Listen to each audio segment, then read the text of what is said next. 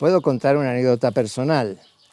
Mi familia me preparó para ser abogado y notario. Hasta los 28 años fui notario, en una notaría en Buenos Aires, una notaría muy importante. Y a los 28 años dejé todo, los trajes, las corbatas, todo lo tiré a la basura y me dediqué al teatro. Aquel cambio fue fundamental en mi vida, fue fantástico. Comencé a ser feliz. Era como si hubiera estado dividido durante 28 años entre lo que mi familia, la sociedad, es decir, todo me llevaba a como un estudiante fantástico que sacaba buenas notas y entonces tenía que ser profesional. Cuando hice este cambio vi un manifiesto de Fellini, que amaba a los payasos, y recomendaba a las familias que no intentaran que su hijo sea banquero, sino que si el hijo quería ser payaso, pues que lo fomentaran.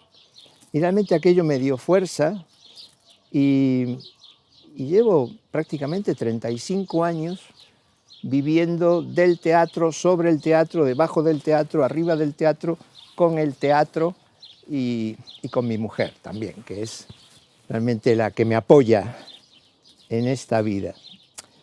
Enfrentar el teatro desde lo lúdico permite que el individuo que lo practica desarrolle la aptitud lúdica. Si desarrollamos la actitud lúdica, nos estamos predisponiendo al juego, estamos como aceptándolo, entendiéndolo a partir de la propia experiencia. Entonces esa actitud lúdica te abre, te expande tu yo y luego te sirve tanto para que sigas jugando en una clase, en un laboratorio, en un lugar acotado, como para llevarlo a tu vida.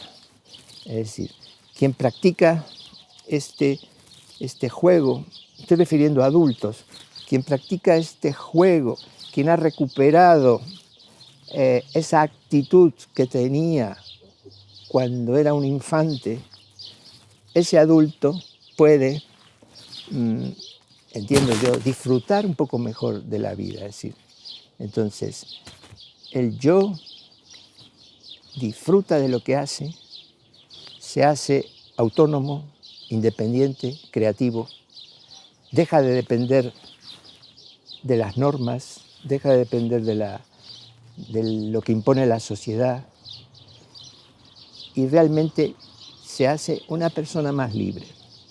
Aquel que juega consigue los sueños que tiene. Juega y tus sueños se harán realidad. Tengo elaborado un sistema de teatro evolutivo por edades que se asienta en lo que sería el juego simbólico, el juego espontáneo que surge a los 2 años. Y el sistema lo que hace es que trata de proteger esa espontaneidad en las sucesivas etapas por las cuales va pasando el niño hasta los 16, 18 años. Ese juego simbólico que surge a los 2 años es la base de este juego de ficción, que se va desarrollando en las sucesivas etapas evolutivas. Surge espontáneamente esa necesidad de dramatizar en el niño, esa necesidad de cambiar el significado a las cosas, de transformar el palo de escoba en un caballo. Y entonces entramos en el mundo del como si. El como si es una palanca para la imaginación. Hubo un gran maestro de teatro, Stanislavski, que utilizó a comienzos del siglo pasado esta palanca del como si para provocar a los adultos a que entraran en la ficción.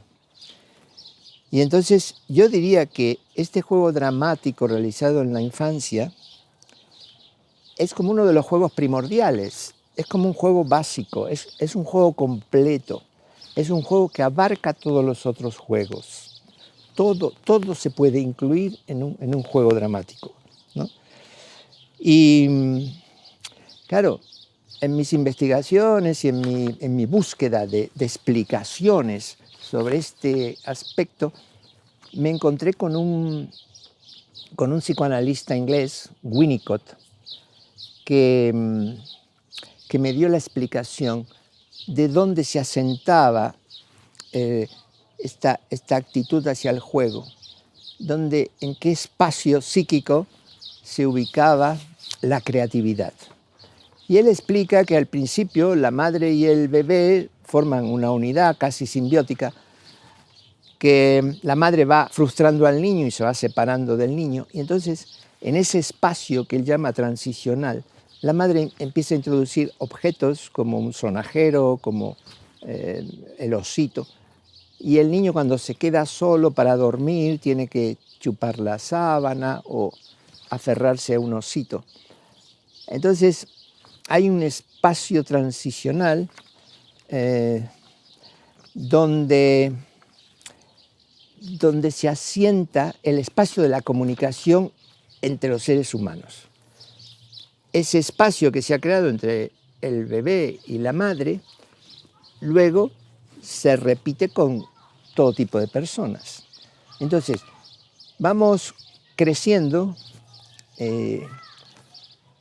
con una gran necesidad de comunicarnos con los demás, pero claro, desde la piel para adentro soy yo, de la piel para afuera es el exterior, el medio ambiente.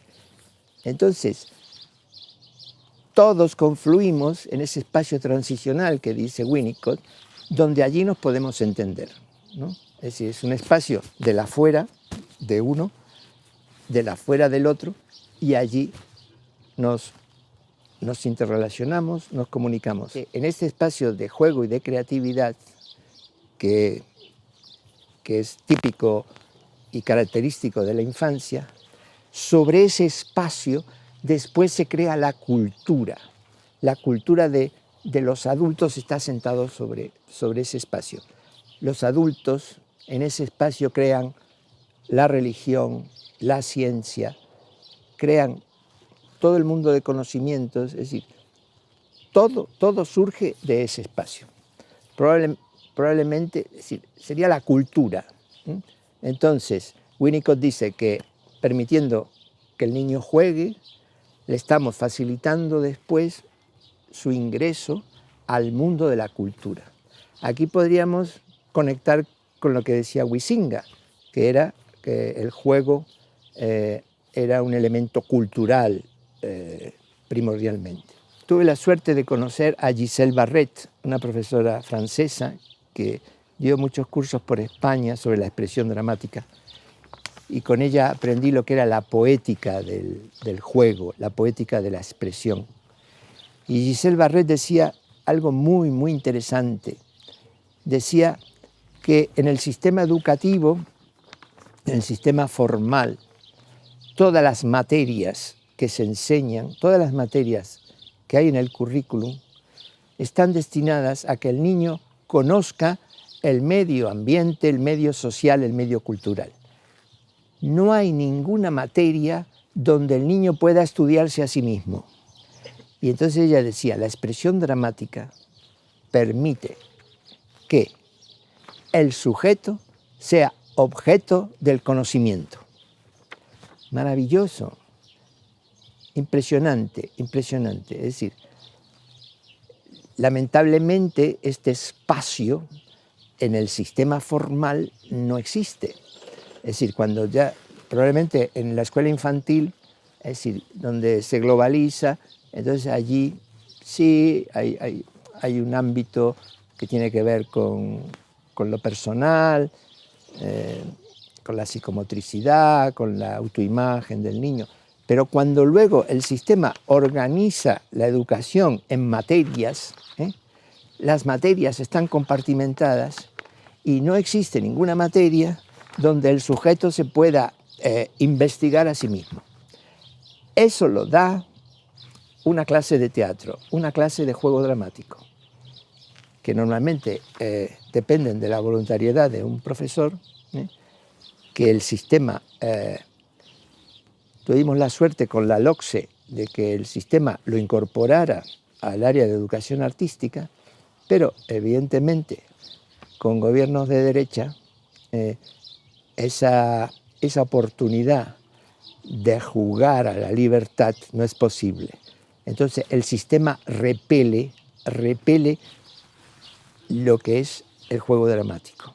Esto es muy interesante, porque cuando escribimos el primer libro con Jorge Aynes sobre la teoría del juego dramático, decíamos que era un arma revolucionaria para entrar en la escuela. Después de 30 años nos hemos dado cuenta que era imposible hacer la revolución en la escuela. Y por eso soy partidario de este planteo de juego dramático como sistema, porque es la única manera de poder entrar dentro del sistema educativo es entrar como sistema, porque si no el sistema traga este tipo de experiencias artísticas, expresivas, este tipo de experiencias donde el sujeto sea objeto del conocimiento. Me gustaría hacer una invocación para que los adultos no permitan que se pierdan algunos juegos populares. También me gustaría que los especialistas sigamos animados en difundir la presencia del juego en la sociedad, es decir, para que los valores del juego no se pierdan. Hay una ardua tarea en esto, hay una ardua tarea con los maestros y con los padres para que primero comprendan la necesidad de que los niños jueguen, y luego esa necesidad como adultos educadores que se formen en juego, ¿no? Entonces, creo que cada vez a mayor tecnificación de la sociedad, a mayor especialización del mundo cultural, económico, técnico, profesional, creo que cada vez más es necesario que los adultos se conecten con el juego y con la espontaneidad que brinda la actividad lúdica. Valorando la idea de hacer un documental sobre el juego de los niños por el mundo, me parece que es fantástica. Me parece que es muy interesante. Creo que podéis encontrar cosas interesantes, similitudes y diferencias. Eso os puede dar gran riqueza para convertiros en especialistas en juego, ¿eh? Yo sé que practicáis y hacéis actividades con niños, y entonces eso aumentaría el bagaje de vuestra formación. Es decir, una cosa que no hemos hablado respecto a los educadores es que los educadores tienen que formarse para poder jugar. Entonces, probablemente este viaje mundial sobre el juego puede ser un buen aporte para lo que tiene que ser una formación en juego. Si tuviera que hacer un documental sobre un tema que me gustara, en este momento estoy muy motivado por los temas sociales y me gustaría hacer un documental sobre un movimiento social libre, un movimiento de ciudadanos, un movimiento de personas. Creo que en este momento Podemos refleja esa idea y aunque no he colaborado con ellos, tengo intenciones de colaborar y me gustaría hacer un documental sobre Podemos. Un juego que recuerdo con especial cariño de cuando era niño era un juego con las chapitas de las Coca-Colas y de las bebidas gaseosas.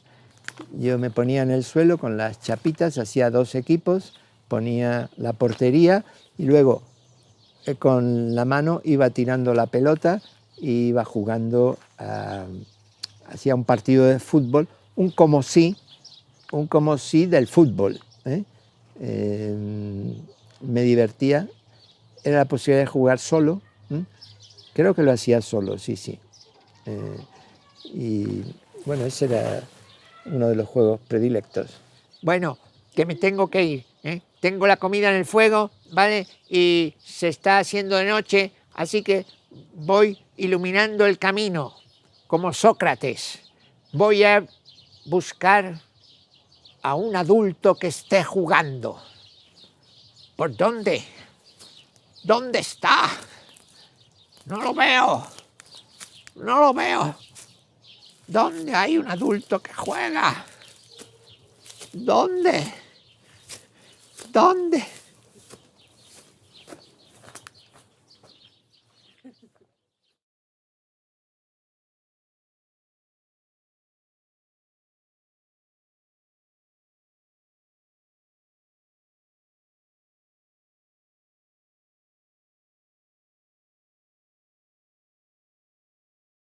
Puedo contar una anécdota personal.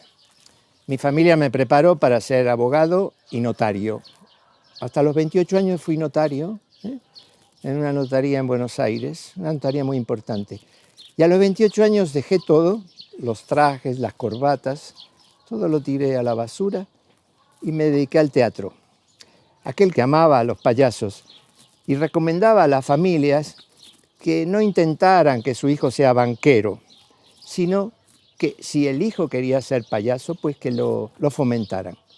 Y realmente aquello me dio fuerza y llevo prácticamente 35 años viviendo del teatro, sobre el teatro, debajo del teatro, arriba del teatro, con el teatro y con mi mujer también, que es realmente la que me apoya.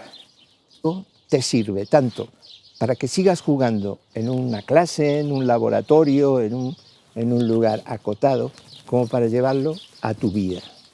Es decir, quien practica este juego, estoy refiriendo a adultos, quien practica este juego, quien ha recuperado esa actitud que tenía cuando era un infante, ese adulto puede, entiendo yo, disfrutar. El cambio fue fundamental en mi vida, fue fantástico. Comencé a ser feliz. Era como si hubiera estado dividido durante 28 años entre lo que mi familia, la sociedad, es decir, todo me llevaba a como un estudiante fantástico que sacaba buenas notas y entonces tenía que ser profesional. Cuando hice este cambio vi un manifiesto de Fellini en esta vida. Enfrentar el teatro desde lo lúdico permite que el individuo que lo practica desarrolle la aptitud lúdica. Si desarrollamos la actitud lúdica, nos estamos predisponiendo al juego, estamos como aceptándolo, entendiéndolo a partir de la propia experiencia. Entonces esa actitud lúdica te abre, te expande tu yo y luego